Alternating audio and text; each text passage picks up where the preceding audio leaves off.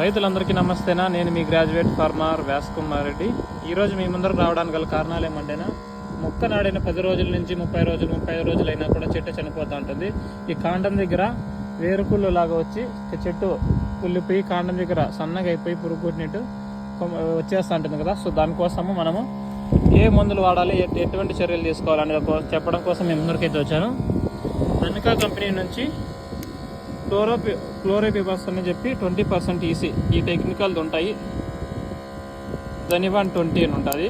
So ఇది కానీ మీరు ఎకరాకు ఒక 1 లీటర్ చొప్పున డ్రిప్లో వదులుకున్నట్టయితే మనం దాన్ని అయితే నివారించుకోవచ్చు. ఇంకా మనకు సో చూడండి, మన తోటలో అక్కడక్కడ అట్లా చెట్లు చనిపోవడంతో నేనైతే ఈరోజు మన చెట్లకు అయితే వదులుతున్నాను.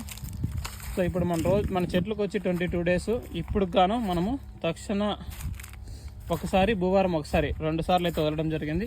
ఫస్ట్ వచ్చి భూవారం వదిలాము 10 డేస్ అప్పుడు. మొన్న రీసెంట్గా తక్షణ అయితే వదిలాము. సైడ్ బ్రాంచెస్ ఏ విధంగా స్టార్ట్ అయిపోయాయో చూడండి. సో ఈరోజు ఈ చెట్లు చనిపోవడానికి మనం మందు వదిలేసి రేపు మళ్ళీ తక్షణ 2వ డేస్ అయితే వదలబోతున్నాము.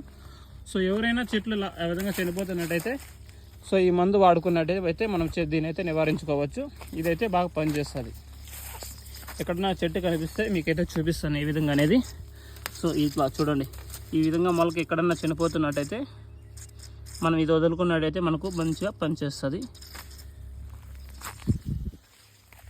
సో ఇప్పుడు మనకి ఈ విధంగా సైడ్ బ్రాంచెస్ కానీ మంచి గ్రోత్ కానీ రావాలంటే, సైడ్ బ్రాంచెస్ స్టార్ట్ కావాలంటే 10 డేస్ అప్పుడు భూభారము, 15 డేస్ నుంచి తక్షణ వాడుకున్నట్టయితే మనకి ఈ విధంగా రిజల్ట్ అయితే వస్తుంది. మనం భూభారం ఒకసారి, తక్షణ అయితే ఒకసారి వాడుకోవడం జరిగింది.